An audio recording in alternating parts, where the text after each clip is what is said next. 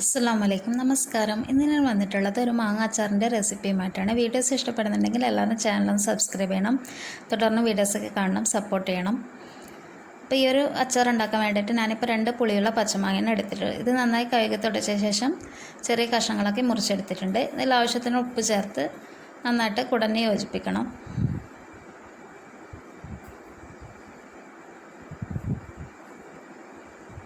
ഇനി ഇതൊന്ന് അടച്ച് വെക്കാം. ഇത് 2 ദിവസം കഴിഞ്ഞിട്ടേ ഞാൻ ഉപയോഗിക്കുന്നുള്ളൂ. ഇപ്പോൾ 2 ദിവസം കഴിഞ്ഞിട്ടുണ്ട്. ഇപ്പം മാങ്ങയിൽ അത്യാവശ്യം വെള്ളമൊക്കെ ഇറങ്ങി വന്നിട്ടുണ്ട്. അപ്പം ഇങ്ങനെ ചെയ്യുമ്പോൾ നമുക്ക് മാങ്ങയിൽ നന്നായിട്ട് ഉപ്പ് പിടിച്ചിരിക്കും. ഇനി ഇതിന് വറവിടാൻ വേണ്ടിയിട്ട് ഒരു പച്ചമുളക്, 6 അല്ലി വെളുത്തുള്ളി, ഒരു ചെറിയ കഷ്ണം ഇഞ്ചി, കറിവേപ്പില എടുത്തിട്ടുണ്ട്. ഞാനിപ്പോൾ ഒരു പാനിലേക്ക് 4 സ്പൂൺ പാം ഓയിൽ ആഡ് ചെയ്തിട്ടുണ്ട്.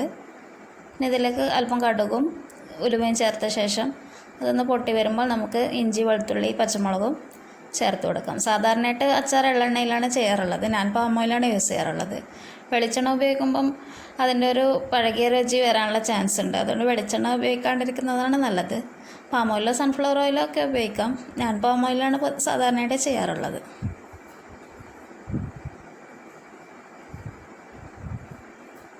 ഈ ഒരു അച്ചാറും നന്നായിട്ട് ലാസ്റ്റ് ഒക്കെ ചെയ്യും. പിന്നെ നമ്മൾ ഇത് ഒട്ടും നനവില്ലാത്ത സ്പൂണും കാര്യങ്ങളൊക്കെ ഉപയോഗിക്കണമെന്നേ ഉള്ളൂ. ഇതിപ്പം ചെറിയ തീയിൽ നന്നായിട്ടൊന്ന് വഴറ്റിയെടുത്തിട്ടുണ്ട്. ഇതിൻ്റെ പച്ചമണമൊക്കെ പോയിട്ടുണ്ട്. ഇതിൽ കറിവേപ്പിലയും ചേർത്തിട്ടുണ്ട്. ഞാനിപ്പോൾ ചെയ്തപ്പോൾ ഇത്തിരി അത് ചുവന്ന് പോയിട്ടുണ്ട്. ഇത്തിരി അധികം ചോക്കേണ്ട ആവശ്യമില്ല. ഇനി മാങ്ങയിലേക്ക് 1 സ്പൂൺ അച്ചാർ പൊടി ചേർത്തിട്ടുണ്ട്. അച്ചാർ പൊടി ചേർക്കുന്നില്ലെങ്കിൽ ഉലുവയും കായവും പൊടിച്ച് ചേർക്കാം. അപ്പോൾ ഞാനിപ്പോൾ ഇതിലേക്ക് 5 സ്പൂൺ മുളക് പൊടി ചേർത്ത് കൊടുക്കുന്നുണ്ട്. ഇത് നന്നായിട്ടൊന്ന് മിക്സ് ചെയ്ത് കൊടുക്കുക. ഞാനിപ്പോൾ കാശ്മീരി റെഡ് ചില്ലിയാണ് യൂസ് ചെയ്തിട്ടുള്ളത്. എരിവുള്ള മുളക് പൊടിയാണെങ്കിൽ അതിനനുസരിച്ച് എരിവിനനുസരിച്ചിട്ട് കൂട്ടോ കുറക്കുകയൊക്കെ ചെയ്യാവുന്നതാണ്.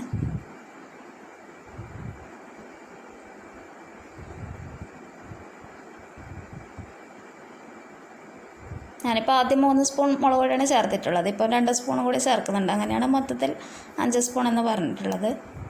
അപ്പോൾ ഇതിൽ കടുക് വറുത്ത് പൊടിച്ചതുകൂടി ചേർത്ത് കൊടുക്കുന്നുണ്ട്. ഇത് വേണമെങ്കിൽ ചേർത്താൽ മതി, ഒരു ഭംഗിക്ക് വേണ്ടി ചേർക്കുന്നതേ ഉള്ളൂ. അതിൽ കടുക് പരിപ്പൊക്കെ വാങ്ങിക്കാനൊക്കെ കിട്ടും, വേണമെങ്കിൽ ചേർക്കാം. ഇത് നന്നായിട്ടൊന്ന് മിക്സ് ചെയ്ത് കൊടുക്കാം. ആ കഷ്ണങ്ങളിൽ നന്നായിട്ട് മസാലകളൊന്ന് നന്നായിട്ട് കവർ ചെയ്ത് വരുന്നത് വരെ ഒന്ന് നന്നായിട്ട് മിക്സ് ചെയ്ത് കൊടുക്കുക. ഇനി ഇതിലേക്ക് നമ്മുടെ വറവ് ചേർത്ത് കൊടുക്കാം. ഇനി ഒരല്പം മഞ്ഞൾപ്പൊടി കൂടി ചേർക്കുന്നുണ്ട്.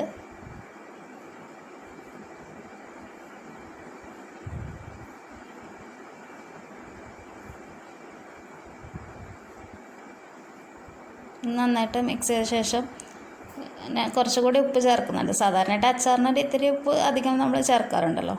അപ്പോൾ അതുകൊണ്ട് ഞാൻ ഒരല്പം കൂടി ഉപ്പ് ചേർത്തിട്ടുണ്ട്. ഞാനിപ്പോൾ 2.5 സ്പൂൺ വിനാഗിരി ചേർക്കുന്നുണ്ട്. ഇതിപ്പോൾ ഞാൻ കുറച്ച് ദിവസം കഴിഞ്ഞിട്ടാണ് എടുക്കുന്നത്, അതുകൊണ്ടാണ് ഈ വിനാഗിരി ചേർത്തിട്ടുള്ളത്. അല്ലാന്നുണ്ടെങ്കിൽ ഇൻസ്റ്റൻറ്റ് പിക്കിൾ ഇട്ടൊക്കെ പെട്ടെന്ന് യൂസ് ചെയ്യാൻ വേണ്ടിയിട്ടാണെങ്കിൽ വിനാഗിരി ചേർക്കേണ്ട ആവശ്യമൊന്നുമില്ല. ഞാൻ ഒരല്പം മാത്രമേ ചേർത്തിട്ടുള്ളൂ. അപ്പോൾ ഈ ഒരു രീതിയിൽ ചെയ്തെടുക്കുക.